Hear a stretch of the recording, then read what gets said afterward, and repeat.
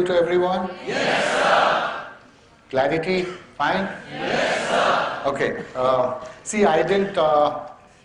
I think over last few days, a lot of people would have come and addressed you already. A lot of people from the corporate sector, I would understand. They must have given you a lot of, I would say, gyan. Okay, so I'm not going to bore you with any more of such gyans. Okay, so thought I will make the session little interactive. I would like from you to understand what you guys expect from the industry, and in turn I'll also share with you as to what I can expect from you guys as the potential resources for the industry. That's fine with you all? Yes, sir. Okay. I understand you people are from different streams, you know, marketing, HR, finance, law, what else? Telecom. Telecom, everywhere. IT. Okay, how many of you have work experience already? Okay, not too many. Okay, that's fine. Now, why I asked you is when I did my MBA in my class, those days it used to be very small classes. Maybe we had about 43 or 44 students. Out of 44, 45 students, we had about more than 24, 25 students who had prior work experience, and quite a few of them were engineers. So in the class, during the sessions, we used to have a lot of case studies, and most of our sessions were based on case studies. So when the case studies were being presented, always we guys who never had any experience used to wonder why these guys can come up with such practical solutions and why our solutions are so bookish. Once I started working, then I realized that these guys are coming up with solutions from their actual experiences. Whereas for us to understand the case studies and come out with the solutions, we used to run to the library, refer a few books and come up with solutions which are very bookish. So that's where I realized that a few years of work before you do a professional course always helps. What happens is your sort of perception about things, your thinking process, everything is different from a fresher. So that's why I asked you, but let that not be a drawback for you. What I wanted to convey to you is people without work experience should work a little harder and try to socialize with the corporate sector as much as possible and with your colleagues who have work experience as much as possible, so as to gain that additional knowledge. Say practical knowledge, maybe you will not be able to come up with that standard, but you will come close. Okay, so it's all the more important for you guys to mingle around with people, with WorkX, so that the concepts become clear as you go through the classes in your classroom. Okay, having said that, now coming back to the brass tacks. Will any of you be able to tell me, to start with, that once you finish your course, what do you expect that the corporate sector would offer you, and in turn, what you can offer to the corporate sector? Anyone? Anyone? No one has thought about... anyone? Anyone who asks who comes up first will get a prize. Okay, Padi sir, there's a prize for that gentleman there. What prize are you going to give him? What's your name? Shekhar again. Shekhar. And which team you're in? Godavari. Godavari. No, which?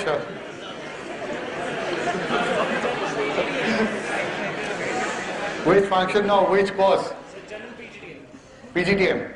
What's your specialization? So I'll be opting for operations. Okay. Okay, now tell me, yeah. So first thing that we'll be expecting is salary. a good handsome amount of salary and a good career to start with. Okay. The first preference is salary. Yeah. Okay. Okay. I'll just ask you. Like, say, Tech Mahindra comes for recruitment and gives you a salary, anything you want. Okay? Then you come and join Tech Mahindra, and I tell you your job is to clean the tables and chairs every day. But you'll get the 6 lakhs or 7, 8 lakhs salary promised. Will you still do that? Accept the job? So then you said salary is your first preference, isn't it? Yes, Then what went wrong? but according to my skills, I'm an engineer, so accordingly I want to go into operations or manufacturing. So I wanted to go for that. So that should have been your first preference, isn't it? Yes. Then why did you say salary is your first? So salary is the first expectation, like, always people go for it. So I'll keep up with your expectation, pay you salary and ask you to clean the tables and chairs. No, What's the that will problem? not be fine. First preference will be obviously that you said, the choice. So be very sure as to what you want to do in life. Yeah. Okay? Don't go by what others say, or don't go by the peer pressures and things like that. Don't ever have an attitude कि भला उसकी कमीज मेरे कमीज से सफेद क्यों? Okay? Be what you are. Okay? Sorry, I hope Hindi is not maybe once in a while I'll use few Hindi words. Okay. So, no, I can speak in Tamil and Telugu also. Sure. No problem. Konjam tariyam. Good. Anyways, so you have to understand what you're worth. You will get your money's worth. I'm telling you, it doesn't matter. If you expect a 10 lakh package, you'll end up getting a 3 lakh package. But if the job is of your liking, if the challenges are there and you know there's a learning opportunity, it's just the beginning of your career. That should not matter much. You prove your worth over a period of time, money is not a problem. But let's not start thinking about money from day one. That will be a biggest demotivator for you. Okay, so mentally prepare yourself, you will slog it out and achieve your career goals. That should be your first, KRA, so to say. Okay, money is secondary. Money is important. I'm not saying that no one works for free. No one works for free. Okay, everything comes with a price. Money is important. But let that not be your prime motivator to start with. Yeah, anyone else? Yeah. Yeah, I think it's loud enough. I think everyone can. Good evening, sir. Good evening. I'm the student manager of PITM. So, my stream is PGTM Marketing and Finance. Mm-hmm. So, sir, if I have to join a company, I would do. No, it's okay. Everyone can hear you. Yes, sir. Ah. So I want to do my specialization with marketing. So, sir, I want that I should be perfect in communication skills, that is social skills. How to deal with customers, that is most important to me. The package will come to me if I will do with good job, if I will do my best, the job will come. But sir, I have to treat with customer relationship. The better I am, the better I will get. Good. Okay, that's fine. See, that's again, that's part of your wish list. Yes, sir. Okay, but what are you doing by yourself? What initiatives do you want to take to prove yourself that you are one up on the others? It is not sufficient. It will not be enough for you to just sit in the classroom and pass exams. It's good to get good grades. Of course, it's good to get good grades. But that will not guarantee you a successful corporate career. Maybe it will help you in getting into a good job with a good role. But once you're in the corporate sector, lot depends on how you groom yourself for the particular job, for that particular role. No manager in the world, as per the subordinate, is a good manager. Okay. I keep cursing my manager most of the time. People were, reporting into me, they keep cursing me all the time. And it goes down the hierarchy. Okay, but that does not mean that your manager doesn't have anything to give you. If your manager expects something, he would have a reason to expect that from you. Otherwise, he would not become your manager. Okay? So you have to understand as to what the corporate wants and how you achieve and how you groom yourself to achieve those results. Okay? So you'll have to put in that extra effort. Okay? Okay, thanks. Anyone else? Yeah? Good evening, sir. This Good is evening. Akanksha Grover. What I expect from my industry is a good salary, job profile, and a brand name. Come again? The salary, job profile, and the brand name. Just now we spoke about salary. That's You are still hung on the salary part?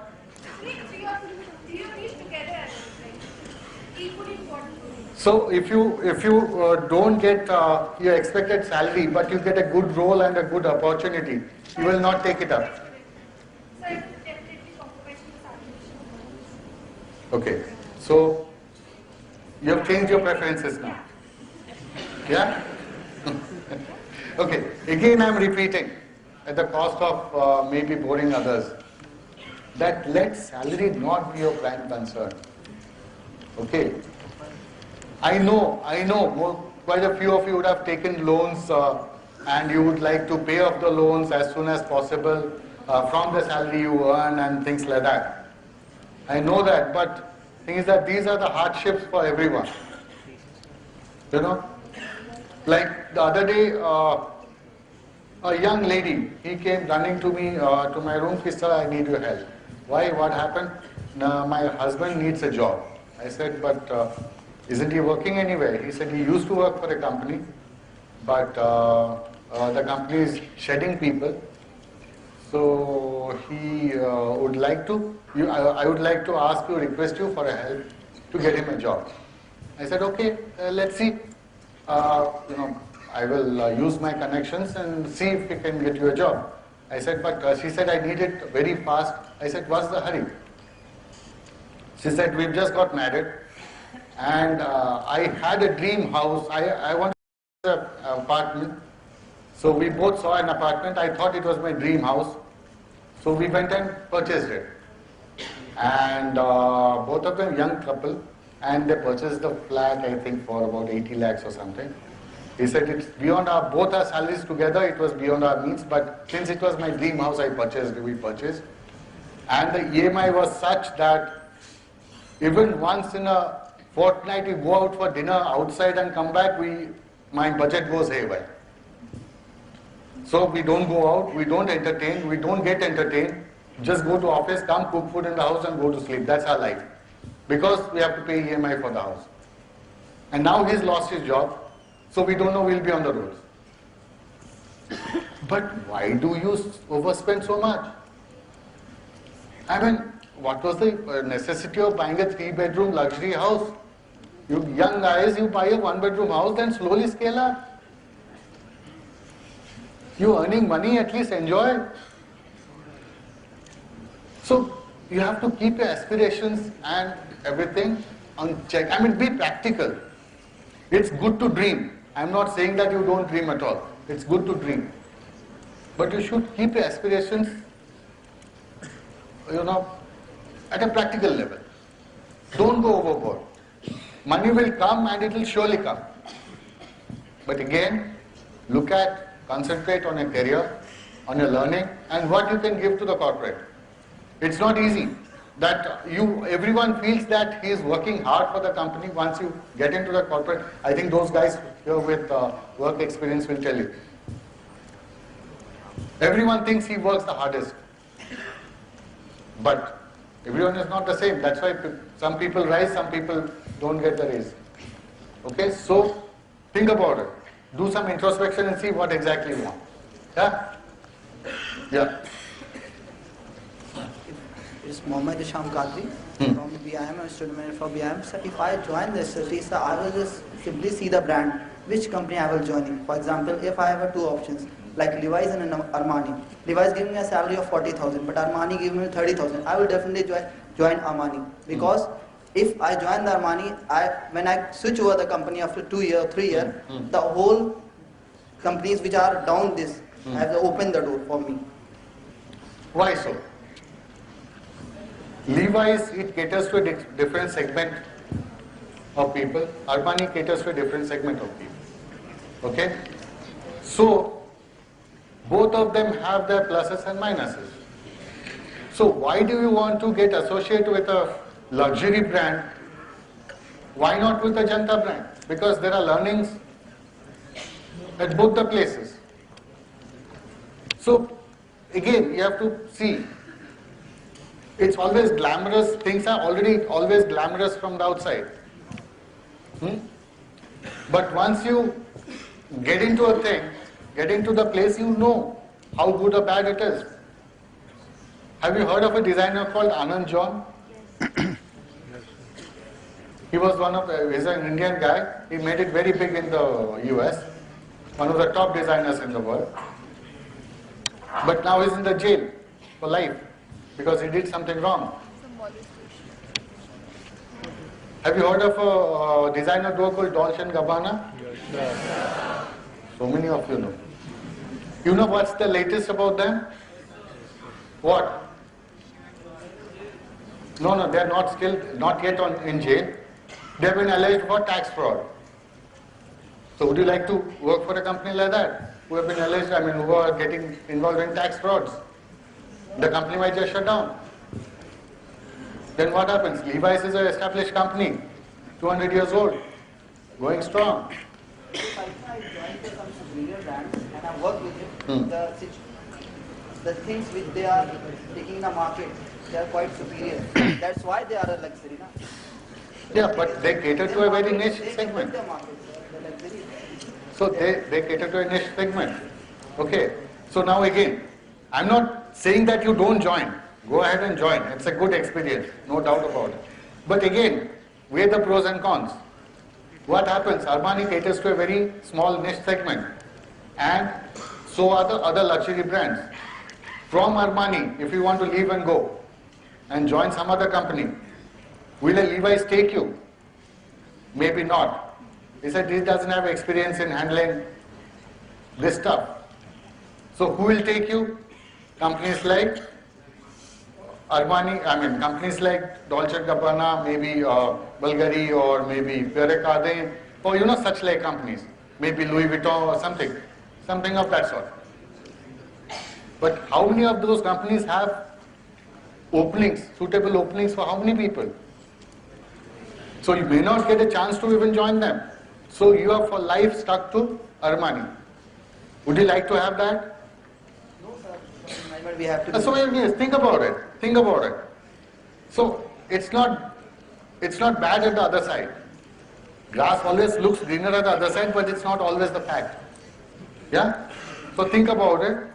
Both have their pluses and minuses. Then think, what do you want to do in life? Do some research and then decide. Where do you want to work? Yeah? Good evening, sir. Good evening. My name is Arjun Kataria. I'm from BIMF. Yeah, Arjun. And you said that what do you expect from corporate and what you will give to corporate. So what I expect from corporate is when I complete my post-graduation, I'll be expecting a good job that will match or relate to my field in which I have done my post-graduation, irrespective of what the salary is, because it is said that if you are going in your first job, you should go for experience, not for money. Because money you can earn later also. And first job makes a lot of difference in your career. And secondly, what I'll give to the corporate is all the knowledge, skills and experience that I have gained in my post-graduation or during my post-graduation. I'll give that to corporate, and with the help of or with the under the supervision of my senior management and with the company, I'll try to improve my strengths so that I can contribute in the productivity of the company. That's what everyone wants to do, isn't it? Yes, sir. So how would you differentiate yourself from the others? Sir, I'll provide evidence to the company that I am useful to them from my past experience. See, as they say, the taste of the pudding is in its eating. Okay, so you have to prepare a pudding for the corporate which is sweet enough to be recognized. Okay, so for that again, just now I was mentioning that you have to be one up on the others. Okay, like someone said, if you keep doing the same thing you have always done, you will keep getting the same thing which you have always got. Yeah, so you have to do things differently. So that's it. That's what we expect, that from a corporate standpoint, we expect that people think out of box. They do things differently, in the sense they do things smartly. Okay, there is a difference between hard working and smart working. Nowadays we expect people to be smart working, not necessarily hard working. Yeah? Okay, if you keep doing the hard work, the smart guy will get everything done through you and he will take the cake. Okay, so you got to be smart enough to get others work for you. Yeah? Okay? It's another thing, nowadays we as corporates are pretty concerned about diversity. Maybe gender diversity, maybe cultural diversity, maybe geographical diversity, everything.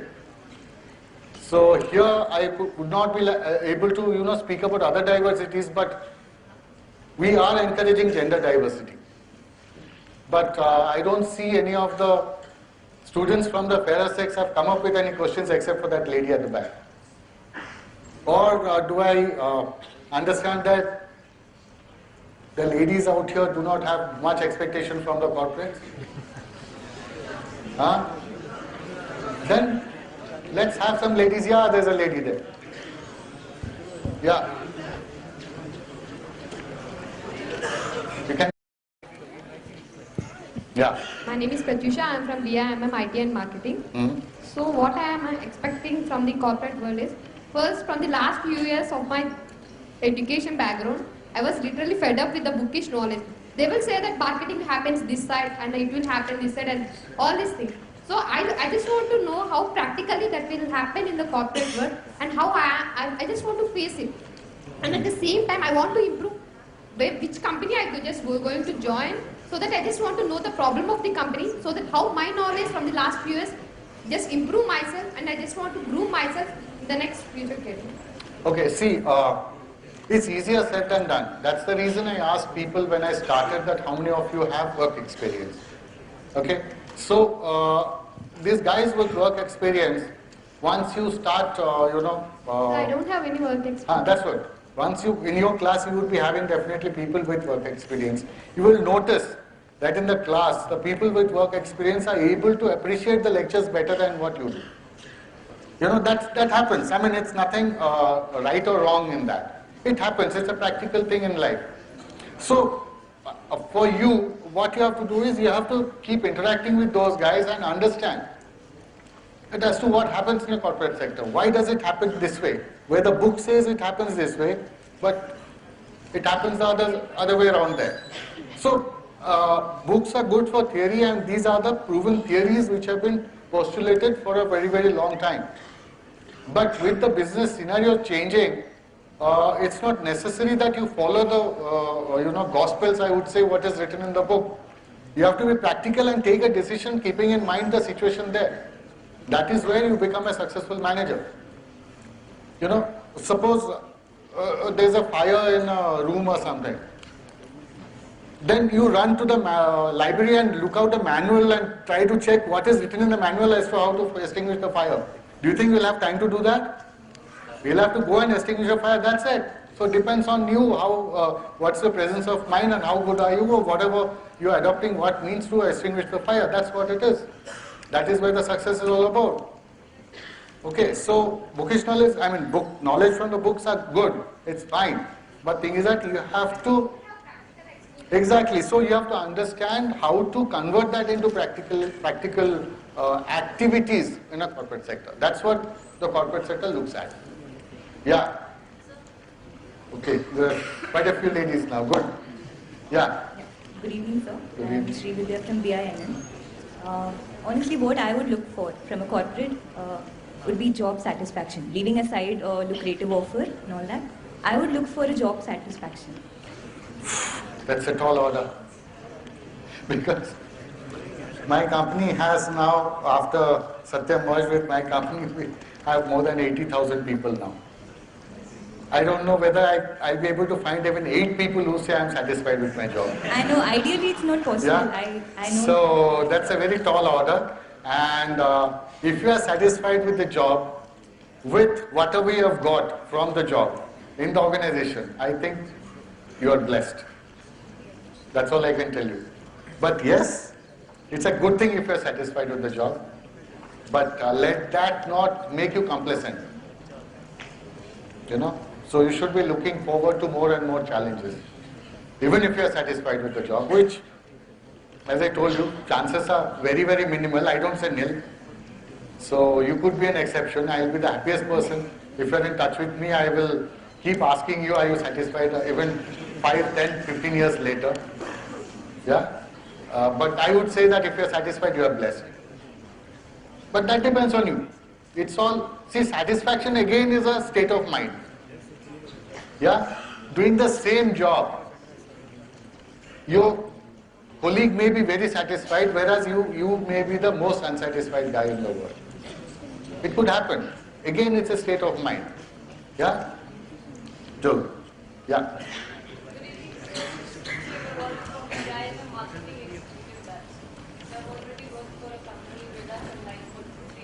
Oh, okay. Mm-hmm.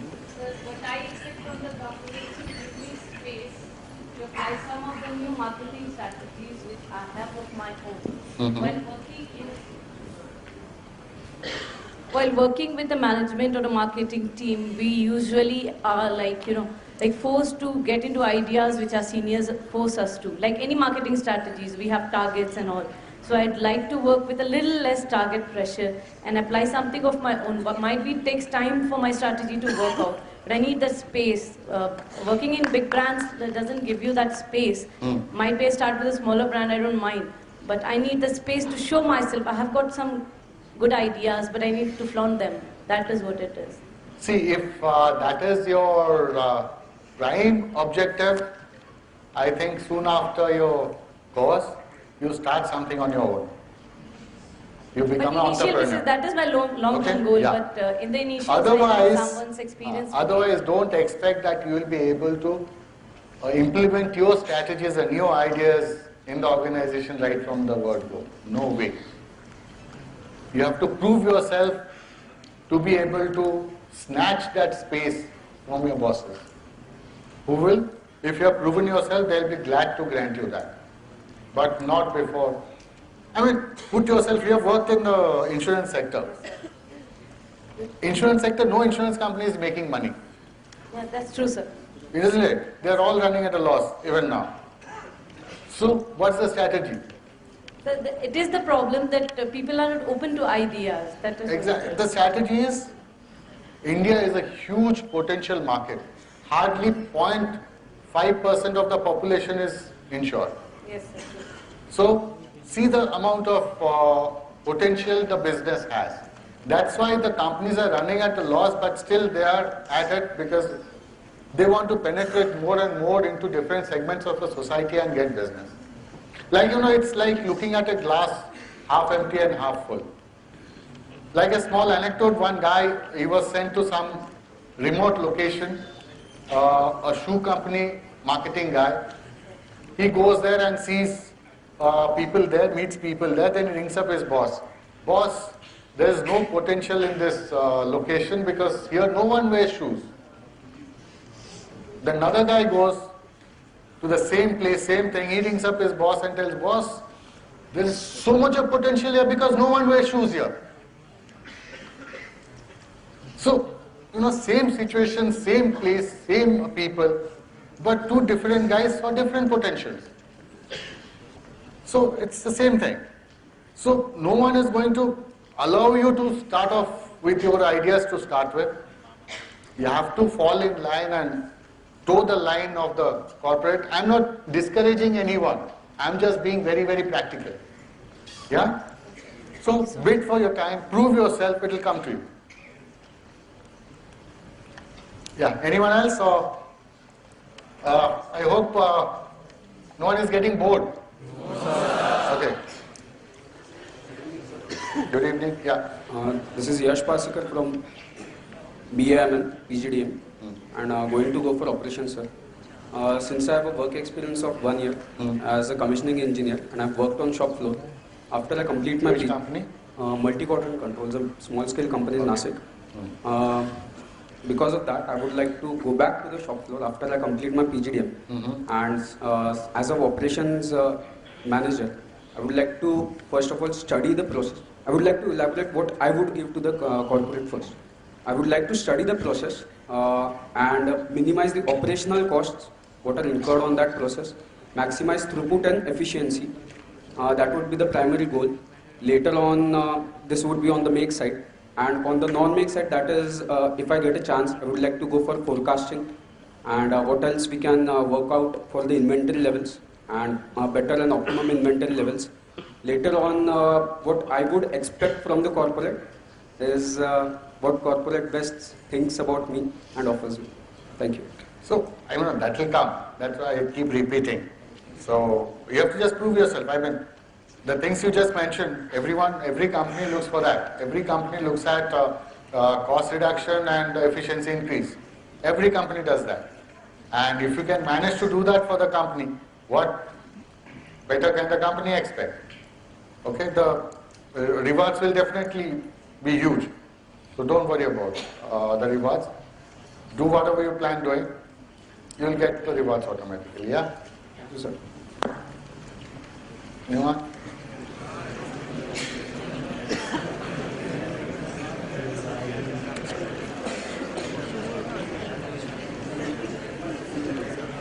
Good evening, sir. Good evening. Yeah. My name is Devendra Pal Jadon. I am from BITM Marketing. Sir, I am having 2-year work ex in Welspun India Limited as a assistant merchandiser. Sir, I want to know you that I asked from my seniors that I can come to textile industry again. My seniors are saying that please don't come in textile industry again. Because very worst thing is going on in textile industry. But one more thing that I love textile. So with the work that I have done, so I want to do that work again. But my seniors are saying don't come in textile. So what I should be do? Whether I should accept senior or myself. That's what, as I was telling you a few minutes back, you ask anyone working in any industry, no one is satisfied with the job. Yeah? Very few, very few. So your seniors telling you, asking you not to come to the textile industry, I can understand. But again, looking back, generally textile industry in India, they have not really gone in for gone in for new technologies.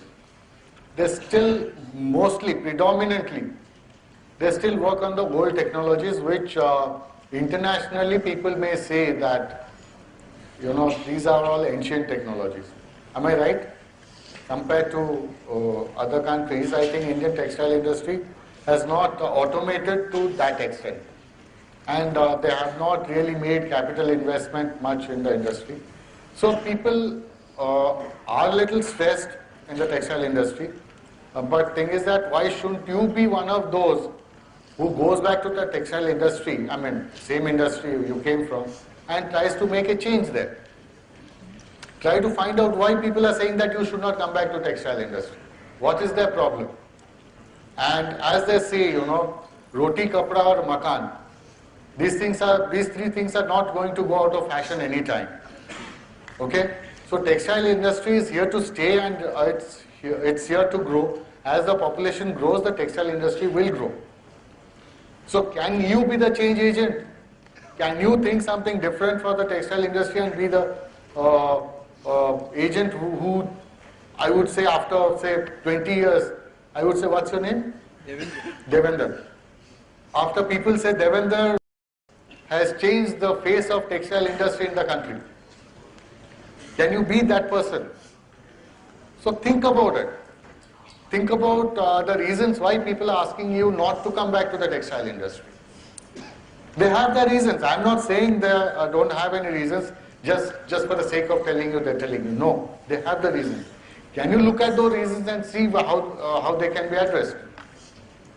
Like you heard of that place called Tirupur, which is famous for hosiery industry and very big export-oriented industry. Sometime back, the entire industry there was in shambles because of pollution norms and, of course, then the economic downturn in the US and Europe. But those guys, did they give up? No. They themselves came up with solutions how to handle the downturn. And now again it's thriving, it's up and running. You know? Like your company, Welspun. How much of it they sell in India? Not much. I think mostly for export. 100% exports. 100%? No, they do sell in India, domestic market, but very little. I know that. So what happens to the company when the export markets are down? The thing is that did anyone think of the situation that the export markets may go down? So we should have alternate channels open. We didn't plan. We didn't plan for such eventuality. That's where business is bad and all the pressures on you, on the production guys, on the marketing guys, on the sales guys, that things are not moving. But you should have planned ahead. So that's why I'm saying, can you be the change agent there? Think about it. I mean, it's finally your decision. You have to think and find out what will satisfy you more, which will give you more challenges, which will give you more avenues for utilizing your creativity. Yeah? Good evening, sir. Good evening, sir. Where? Sir. Oh, yeah, there, okay. I'm Sai Krishna for BIMM. My question to you is this. What should I do in these 2 years to meet the expectation of the company I would work for? I think that I meet their expectation, I would also get in return what I expect. I don't have a work experience, man. Okay. See, these 2 years, I would say let it be a learning experience for you, because I will not be able to gauge your competencies for contribution in my organization. Yeah? So, as I said a few minutes back, that the taste of the pudding is eating. So, unless you come and prove yourself, I may not be able to really recognize you. So, these 2 years in this company, I mean this institute, what you have to do is you have to understand how the corporates work. That's the reason I'm again asking you to mingle around with people with WorkX. They will give you a lot of inputs of the things, how they work and how the things do not work, and how the corporate politics also works, how people need to be,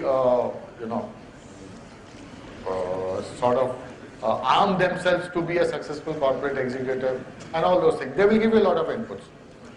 And plus, I will speak to Mr. Pari and Ms. Bala also. I've been interacting. You should have more and more opportunities for interaction with the corporates during your sessions. I mean, they do invite people. I also come and take a few sessions here at times, whenever I have time. So the more you interact with people, the more you will understand their exact expectations. Yeah? So thank you, sir. Spend your time in studies, understanding the various nuances, it will help you. Good evening, sir. So I'm Prerna. I'm from BIMM HR. So my question is, 2 years down the line, when we get placed and being in HR specialization... Come again, I couldn't hear. It's not clear. Okay. 2 years down the line, like being in HR specialization, what should I ideally expect from my job? Like I would get placed, I would be paid handsome salary and I'm confident about that. Whereas the thing is, utna milne se kafi nahi hoga. What should I expect from the job? And parallelly, how do I ensure that, which area in HR should I pick up to ensure that my knowledge resources are optimally utilized? Okay, see, HR again, when we started HR, every HR guy used to do all the jobs. So now, as it happens in any specialization, HR is also evolved into lot many specializations within HR, like compensation benefits, performance management, then general HR generalist, then HR engagement. Lot many specialist roles even within HR. So you'll have to understand which role will suit you best. In the sense, if you're not a person who would like to go and negotiate with people all the time, or would not like to get into a labor relation sort of a situation, where in India at times it tends to get a little violent also.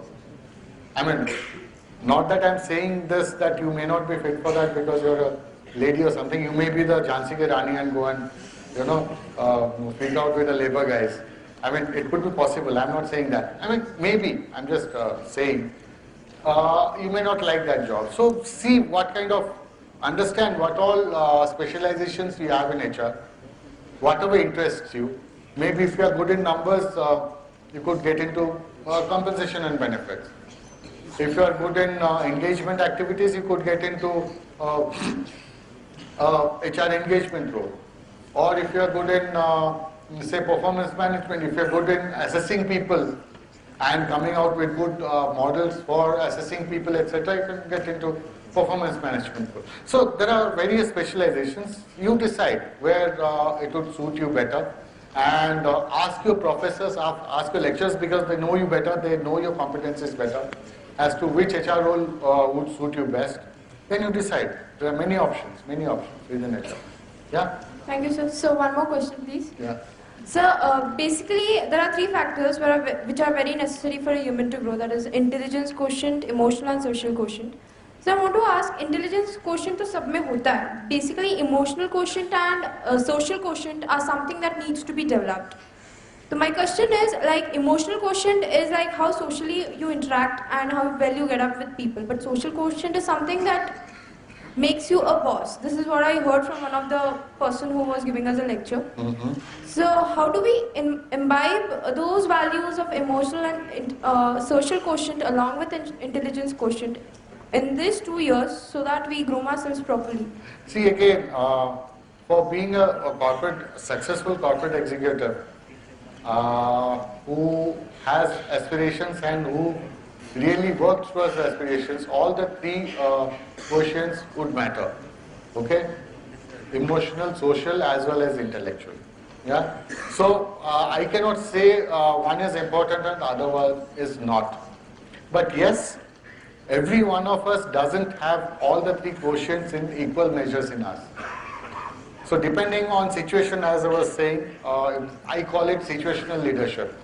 Depending on the situation, you have to use your inner, I would say, competencies to handle the situation. So you should be able to multitask and switch between the competencies and the quotients. At a time of, say, where's the emergency situation, your emotional quotient should not be taking the upper hand there. Because in an emergency situation, if you are emotional, then things will not get done. You have to become a dictator there. If this is what I want done and this is the way it should be done, I don't want to listen to anything else. You go and do it. I'm asking you, I'm ordering you, go and do it. Yeah? That time if you become emotional, that, this guy, he has so much of problems in his house, so let him go at 6 o'clock, I will do it myself. And it's an emergency, yeah? Your priority is to get it done. To hell with your emotions. Emotions will not work there. So that is where you have to develop that knack of using all these quotients in the right manner at the right place. Yeah? Okay. Okay, enough. Now I think we have had a lot of discussion on this. You want to? Okay. We'll take the last one. We'll have more interactions, so it's not going to end here.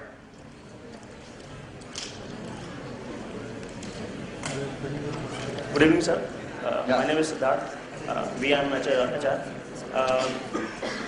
Considering the speech of Narendra Modi and SRCC in the past, he said one should not look as a grass empty, as a half empty or half full. I would consider it rather as a glass is fully filled, half with water and half with air.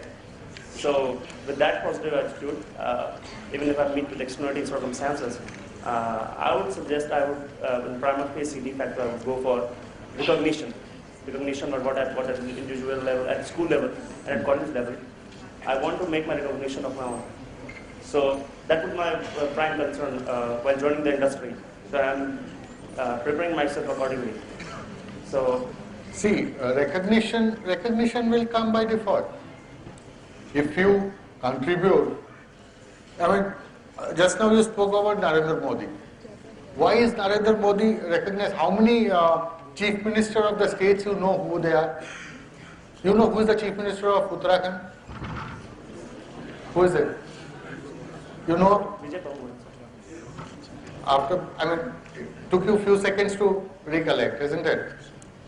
Or if I ask you who is the chief minister of Arunachal Pradesh? Huh? Who? Forgot. Kerala? I have not. Karnataka? No. But if I ask you Gujarat, everyone knows who is the chief minister. So why is he recognized? Why not the others? They are also chief ministers. But later I would emphasize on corporate social Who is the chief minister of Maharashtra? No, don't tell me you don't know. No? How unfortunate, isn't it? Keep on changing, I guess it's Ashok Chauhan. Thank God you didn't say Sharad Pawar. Anyways, so recognition comes with work. I mean, I would say bad work and good work both. Isn't it? If I ask you who is Dawood Ibrahim, you will don't know. You recognize him, isn't it? Bhai. So it comes, recognition comes with both. So you prove yourself, it will come. Doesn't matter. Yeah? Okay. Now, what does the corporate expect from you? I think we have discussed quite a few things. We are, any corporate sector, any company is there in the business to make money. Okay. I'm not talking about the NGOs. In fact, nowadays NGOs also want to make money. So I don't think all of you agree with me that we do business to make money. Yes. Yeah. And out of the money we make, maybe we will do some charity. But I cannot afford to run a business at a loss and still do charity. No. Okay? So if you want to make money, as a business student, what would you say that how do I make money? What do I do to make money? I mean, simple formula, common sense, logic. I don't want to get into complex theories. In a layman's term. Huh? How do you make profit? Okay? I mean, producing something efficiently with the minimum cost and selling the product at the highest price. Isn't it? So how do I produce at the minimum cost? Okay? So say for a IT company I work for, how do I optimize, what are the resources for an IT company? Mostly manpower, isn't it? 70% of my cost is the manpower cost. I mean, my revenue is manpower cost. Okay? So how do I optimize my manpower resources? By recruiting more talent. Maximum working, minimum time, then All that is fine. Yeah, I'm doing business. I'm earning money. So what do I do about the money? Minimum salary. Isn't it? Maximum work, minimum salary. The more efficiently I can make you work, the more successful I am as a manager. Isn't it? So what happens to your theory of money? No company is going to pay you. Unless, suppose I pay you a 10 lakh salary, unless I get 40 lakhs worth of work from you, I am not going to pay you 10 lakh salary. And the day I realize that you are contributing 12 lakhs and taking 10 lakhs out of it, I will ask you to leave. Okay? So it's not always rosy, I would say, to expect that you get paid 12 lakhs and lead a very cozy life. No, the facts on the ground are totally different. Okay? Because when I want to optimize my resources and my resource cost is 70% of my revenue, I want to bring it down to 60%. So if I want to bring it down to 60%, what do? I make you work more and pay less. I'm not doing charity, I'm running a business. Isn't it? Okay. So, having said that, there are other factors also which I would expect would make you more efficient in doing a particular job. So how do I do that as a manager? How do I make you more efficient? Because I'm paying you 6 lakhs salary, you are contributing say 18 lakhs, 3 times. I want you to contribute 24 lakhs. How do I do that? Huh? Right person, right place. Training, motivation, anything else? Huh? For training and development, motivation. Huh? Incentive. Yeah, job security. I think all of you are right. All of you are right. But again, how do I do it? How do I do it? I fix a KRA, I fix a target and ask you to just achieve it. Huh? Right man at right job, that's right. What I do is I find out what you are best at. Okay? As a manager, that is my job to find out what you are best at. The choice is with me, not with you. I find you are best at a particular you have a particular set of competencies, you are good at a particular set of jobs. I ask you to do that as a manager because I know you are the guy fit for the job. But you may or may not like that. Yeah? If you are good in numbers, I know you are good in numbers, I ask you to do a job which will be good for you as well as for the company.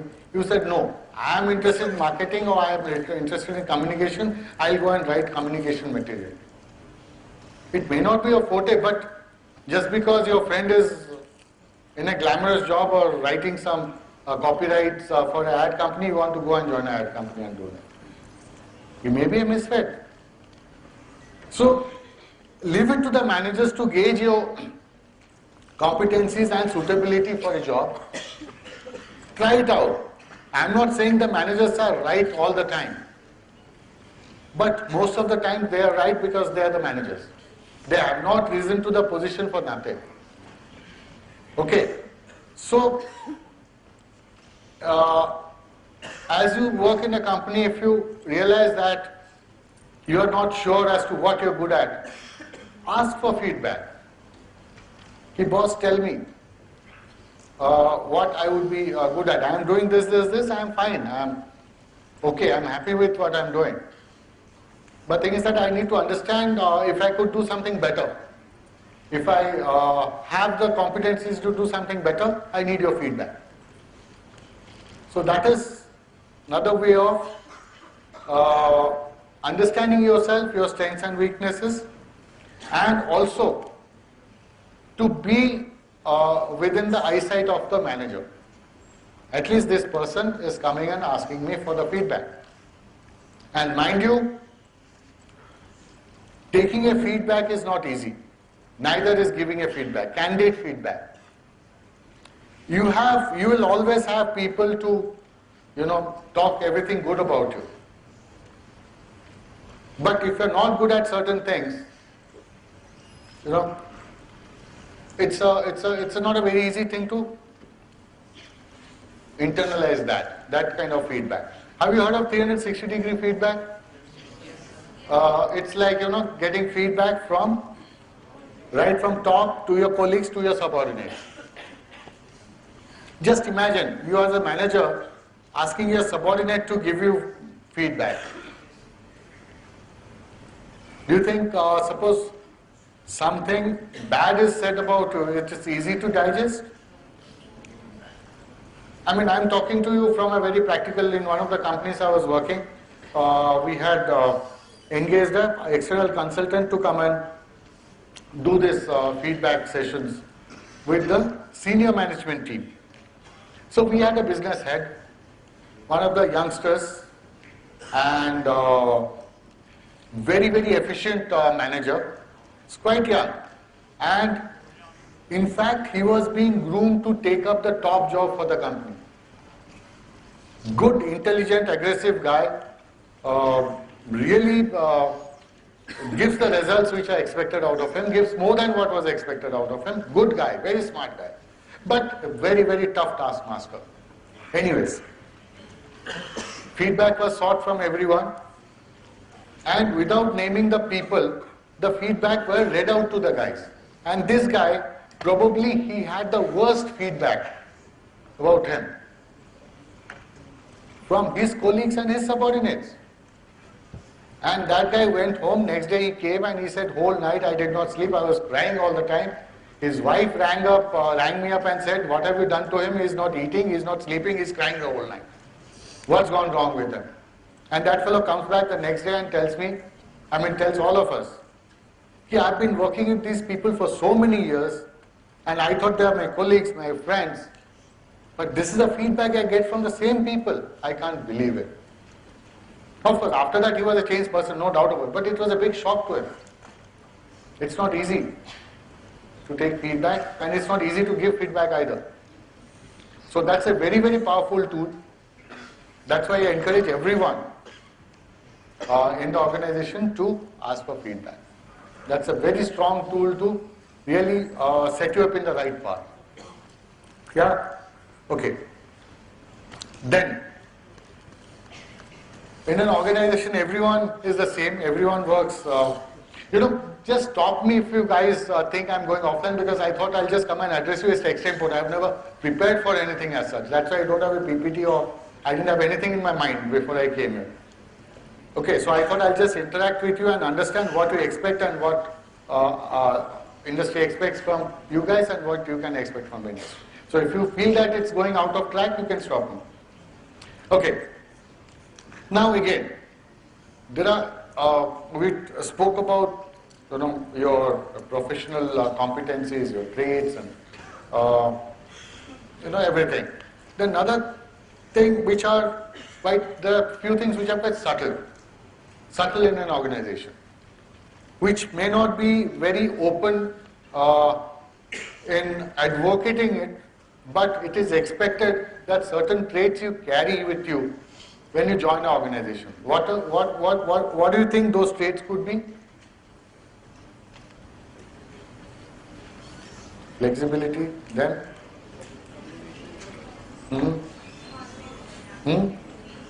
Team spirit, adaptability, interpersonal skills, leadership skills. Yeah? Value for money, decision-making skills. Marco, these are all traits which you read in the books. It's there. I mean, when I come and interview you, I would tend to assess you on these skills. What is it that's what I said. It may not be said, it may be very subtle. What are those things? Market knowledge again, unless you know it, you are no one. Listening skills. And that of course we would expect. Huh? See, attitude and thing is that when I interview you, okay, I'll put it in a different way. When I interview you, what are those traits which I may not be able to assess then and there? Analytical skill. Huh? Analytical skill. I can give you a problem to solve it during the interview. Integrity, proactive. Huh? Yeah, integrity is something very close to that, yes. Loyalty, integrity, ethics, honesty. These are the traits. Yeah, that's what. So these are the traits, loyalty, integrity, honesty, ethics. These are the traits which may not come out during the interview. Or I may not be able to know. And I may not be able to assess you. Psychologists, some of the psychologists, they claim that they have instruments where companies ask them to fill up the instruments to come up with the results and say whether you are of high integrity or high ethics or whatever, but I would tend to take them with a pinch of salt because I myself have tried to manipulate it and successfully so. You know, those instruments I can use and say that all the time I will come out on top. So integrity, ethics, etc. is also valued by the organization to a great extent. I would not like to name any of the organizations which are generally known as ethical organization or unethical organizations. But yes, the so-called, the organizations which are not known to be very ethical, they may start doing well for some time. But those things do not last long.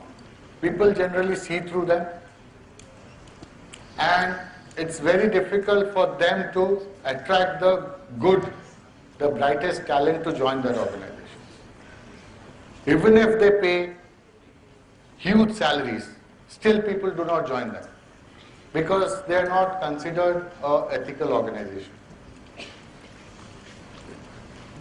That's the reason I said, when we were talking about money, I said I will pay you whatever you want, but I will make you do something which you don't want to do. Would you still join the company?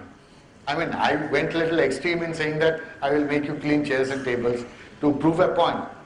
But the thing is that what I meant was, I will hire you to do certain jobs, but I will ask you to do those jobs in a very unethical manner. But I will pay you a good salary. Will you go and join such a company?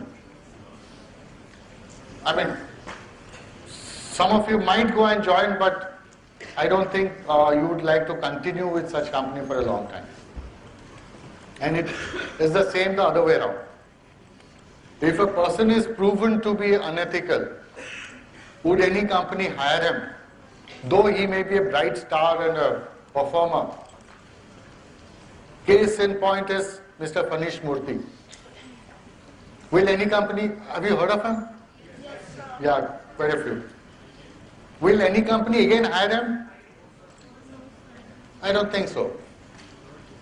So it works both ways.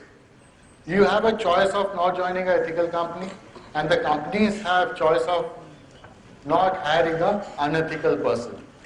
In a sense, nowadays what happens is, as corporates, any person we hire, we do a background verification check.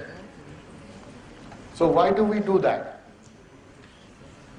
Because, in the previous companies where the person has worked, if he's done something unethical, it will come out. And since the people now, the potential employees, they know that background verification is being done. And if they have done something wrong in the previous companies, things will come out in the open. That's why they are also careful that if that happens, the entire career is ruined. Like a few days back, there was a case in my company. It came out that one of the managers, he wanted to get his wife inside the company, He never declared it. The lady came, sat for the exam, written test, sat for the interview, and the manager himself, he is in the part of the interview panel, interviewing the wife for a job in the same company. Do you think it's ethical? It's not. So when we confronted the manager, he said, there's no rule in the company saying that I cannot interview my wife. Do you expect that kind of answer from a manager? No. I had to ask him to leave because it's unethical. Okay. So this is something, integrity and ethics is something which the organizations value a lot. So we do not expect you to do anything unethical ever. If you do that, I think going forward your career will be ruined. And unethical doesn't mean only financial irregularities. You know, some people might just think that unethical things happens only related to finance. No. It could be anything. It could be financial, it could be non-financial, it could be anything. And I think you people are intelligent enough and grown up enough to know what is ethical, what is non-ethical. Yeah? In fact, when we do background checks, especially in the US, everything is recorded in a registry. And quite a few people we come across, they have had convictions for drunken driving. So do you think we should be hiring them or not? People who have been convicted for drunken driving. We should be hiring them or not? Huh? Don't you think it's unethical, drinking and driving? So outside the office you go and murder someone and you say that it's ethical. It's outside the office, eh? How does it matter? Huh? What murdering is common. Especially in the US. Why not here? Why in the US people have got charged for drunken driving? Why only in India? It's there everywhere. And people have been jailed. Okay, what we say is, usually the person should not be convicted of a crime involving moral turpitude. You know what is moral turpitude? Moral turpitude is something which goes the very ethics of a human being, of your living. Drunken driving, all right, guy is punished. We understand that he would have learned from his mistake, so he will not repeat it. But moral turpitude is something which goes against your own ethics, which is not accepted socially, in the sense like murdering, or cheating with a malefied intention, or say molestation, etc. These are things involving moral turpitude. So these are the ones which we look at it very seriously. Drunken driving and all, it's okay, yaar, unless he ran over someone or he killed someone while being drunk. It's not such a big offense. We don't consider it. We would understand that the guy would have learned from his mistake, that he's been punished. Yeah? Okay. That is another aspect. Now coming back to the social aspect. As corporates, we also have certain social responsibilities. So while doing business, we have certain obligations, maybe unwritten obligations for the society in general. So what would those be? What do you think would be the social responsibilities of a corporate? Anyone would like to add? Or when you conduct CSR activities. Why do you conduct? I mean, why is it necessary that companies do CSR activities? Why is it necessary? The society You- thinks of them as just... Why? I'm asking you. Why do I without doing CSR, I have an image? You expect us to make up the company and bring benefits for the employees. But why? Why is it required? Why is it required?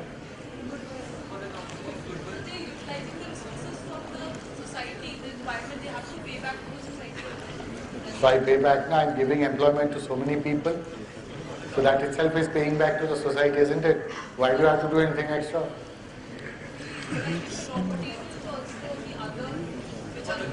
Yeah, you're right.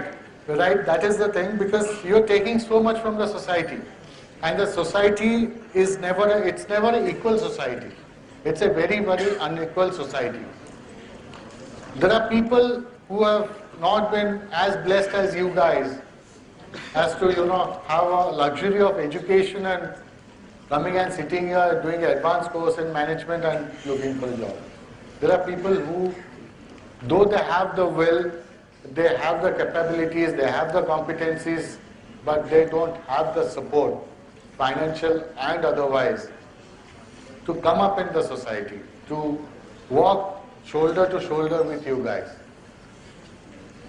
And the organizations have come up because of, quite a lot because of even those guys.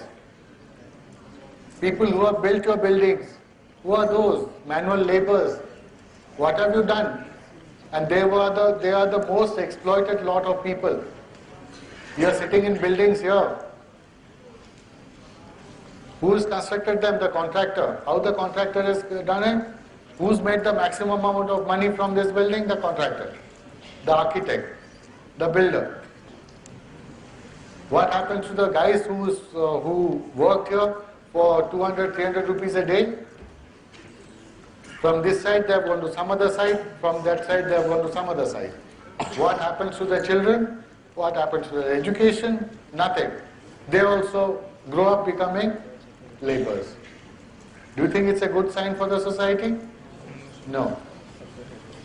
So that is where the government is trying to mandate a certain percentage of the revenue to be set aside for CSR activities. Well, that's being resisted by the industry. I would not like to really support or oppose the legislation which is about to come, but most of the progressive organizations, they set aside a budget for CSR activities to give back to the society. Like, say Tech Mahindra, 1.5% of the revenue, total revenue is set aside every year for CSR activities. We have a company called Tech Mahindra Foundation, which is a trust, which does CSR activities, and the mandate for the trust is education. It's just education, and with a special emphasis on education of the girl child. So the companies, the Tech Mahindra Foundation is already adopted quite a few schools across the country. They have adopted of these daily laborers, put them into schools. In fact, I go and teach once in a while in one of those few schools, municipal schools, through Tech Mahindra Foundation, and Teach for India Foundation. So that's where we encourage those guys to educate themselves. So Bombay, we have just started a program where we have started, Tech Mahindra Foundation has started night schools. And night schools are purely voluntary. And you should see the people coming there, grown-up people, maybe 15, 16, 17, 18 years old guys, who are studying in class 4, 5, 6. I mean, they've just started the education. But you should see the zeal they come to the classes after they work the whole day, do manual labor. They have realized that without education, they will not move ahead in the society. But there is no avenue for them. How do they study? Where do they study? And we are trying to provide them the avenues. And you should see and I met a couple of those guys, bright kids. And 2 years, 1 or 2 years into the school, and they've picked up and they speak English. Good English. I would not say fantastic English, but real good English. They're able to converse, they're able to read and write, and they want to make a difference in their lives. I mean, it's you speak to those guys, it gives you all the encouragement to do more and more for the society.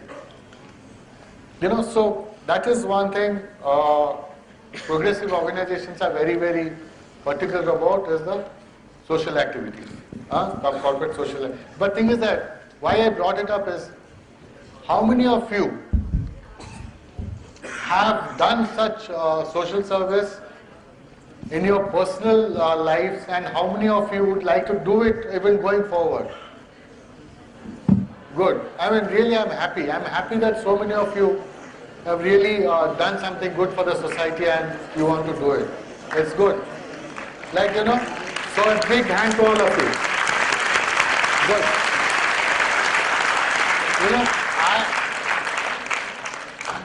And long time back, I was in Calcutta. I was very closely associated with Missionaries of Charity. You know what is Missionaries of Charity? Mother Teresa's this thing. So, they do a lot of, and Missionaries of Charities, they have schools called Nirmal Hriday and things like that. I mean, from my college days, when I was doing my MBA, these fathers, Jesuit fathers, were very close to Mother Teresa. And in fact, Mother Teresa had come down to my institute also to address all of us. So they do a lot of selfless social service. People in Missionaries of Charities, you should speak to them and realize that they are so selfless. They don't want anything for them. They want to do everything for the society. So much so,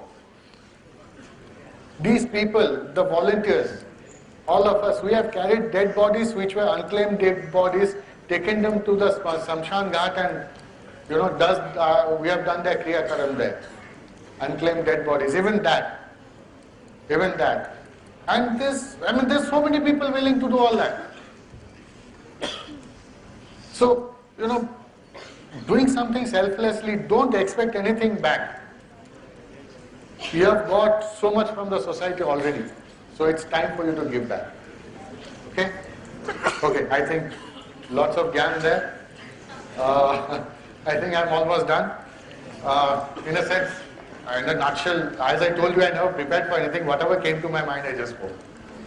So this is all I had to share with you guys.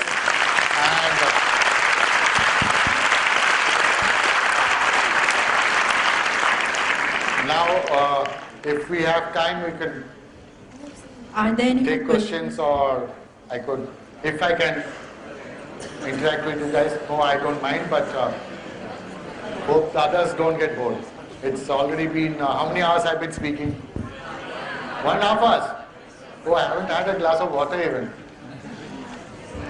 I just had some water. I didn't realize it. It was...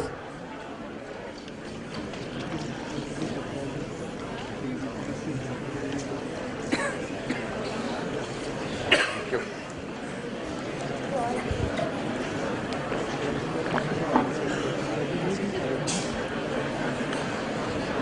I think looking at so many young faces, I myself got so energized.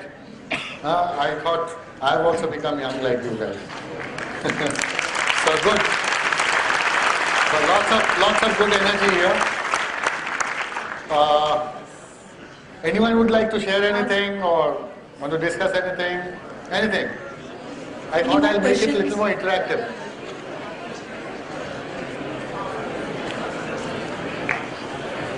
Hello. Yeah. Good evening, Let's hear. Good evening, sir. Good evening. So my name is Pragya Manishpuri and I am from BIIB. My question is to you is when you started asking what we expect from our corporate world, can you tell your experience? How was your experience after completing during your MBA education when you were going on? Well, I think I've already shared my experiences in bits and pieces, but it was quite a shock for me when I started my career. In the sense, I remember from the institute I joined, I will not name the companies. From the campus I was picked up by a very big industrial house, well known in the market, as a personal officer, trainee personal officer those days. Then went my first experience. So it was again a textile unit. I started my career there from the campus. It was a textile unit. So, quite a well-known, I would say, conglomerate, good family-owned business, good salary. Few days into the role, then suddenly there was a strike in the company. So I was fresh out of the institute in a few, 1 month I think, 1.5 months. Strike in the company, I said there's a strike, so I had my Industrial Disputes Act and Factories Act taken out, this. These guys did not give notice, they went on a strike, it's illegal strike, let's go and complain to the ALC, ULC, everything. Then my manager asked, just keep quiet, just sit down. I said, yeah, there's a strike and the manager is not worried. I mean, any company, if there's a strike, the manager will be worried, isn't it? Then I was wondering what's happening. Then, the process continued, there's a strike, there was dharna, there was slogan shouting, and these guys are happy sitting there quietly, nothing going. Then after some time, what happened? After about some 10-12 days, everything was again peaceful, again the thing started, production started, 10-12 days or 15 days, everything was back in normal. So I was wondering, what happened? Then when I started asking around, no one would talk. Then finally, I found out what has happened is,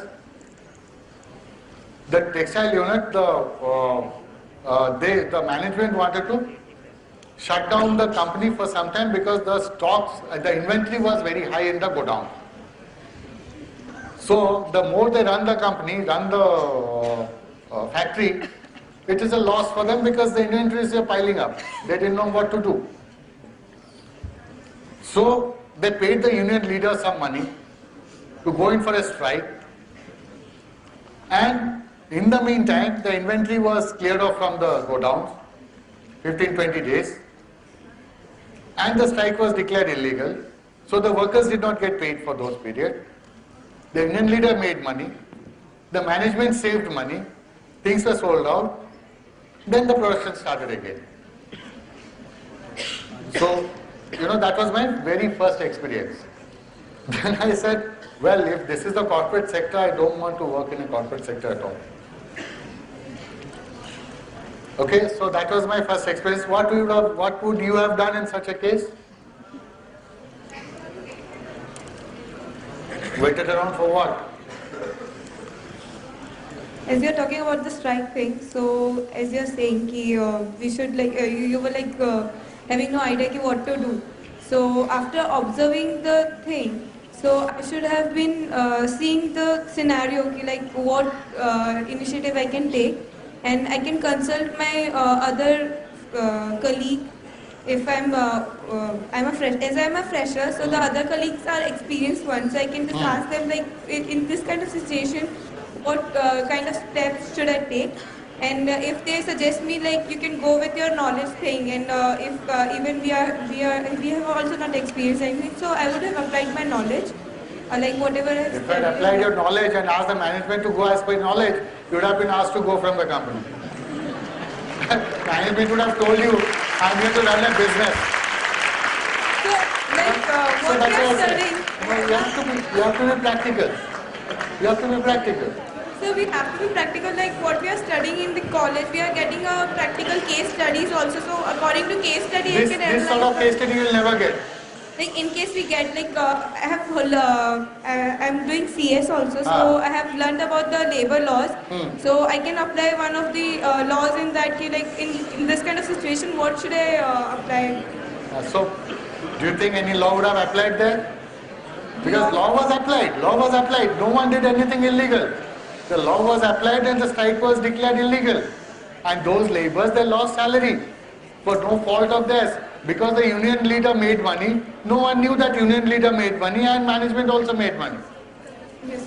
But that is the thing which is the fact. But on the outside, nothing illegal happened. Everything is above board. Everything as usual. So, you can't do anything. You can't blame anyone. Yes, sir. So, so that was an instance, that was my first mistake. Then I left the company, of course. Then I left the company and joined some other company, but that was my first experience. In 1.5 months, 2 months I think, 2 or 2.5 months, I straight from the campus and I left in 2.5 months. Because I just couldn't understand the ethics of the company. Yeah? So, these things come to you as you start working, these things come to you with experience. As time is running out, we can have only one more question. Anyone else, or it's time for dinner for you guys? Chalo, I don't think I'll bore you anymore. And you want to still sit around? Yes, I don't have a problem. I don't have a problem. I thought you guys have a problem. Yeah. Last question.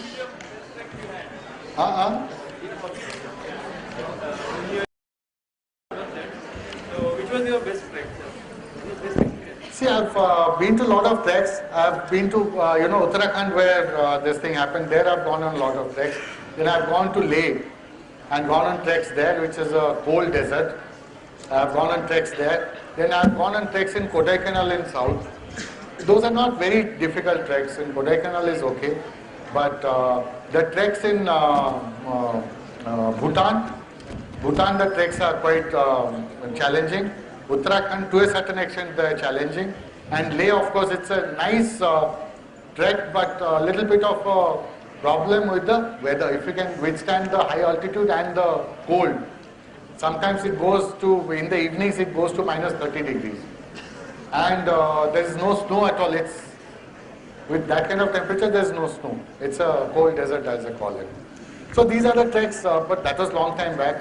Of late, I have not been going on any treks. Yeah? Anyone else? Anything? Okay, so should we call it a day? Okay, thanks a lot. Thank you for the patient hearing. We'll catch up sometime later. Yeah?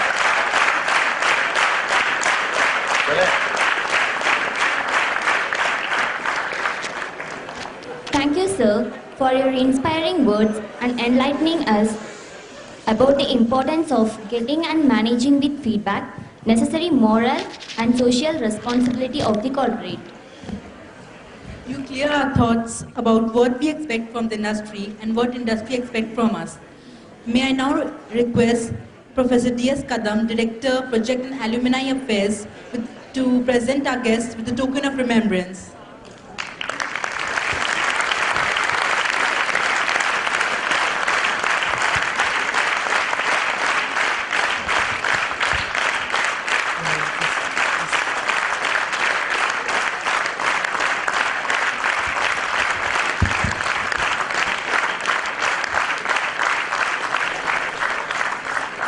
Now, I call upon Swati Verma, Student Manager, Sri Balaji Society, to propose the vote of thanks.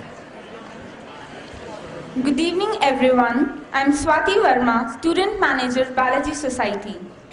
As Sir advised, money is not everything. It is good to have dreams, but it is always better to be practical. Sir, we shall keep these words in our minds forever. We are truly enlightened and blessed to have an opportunity to hear from you, sir. Thank you is too mild a word to express our sincere and profound gratitude to you, sir, for sharing your experience and words of wisdom with we the students of Balaji Society. We would look forward to more enriching interactions with you, sir, in the future too. Thank you once again. With this, we come to the end of the session. Thank you.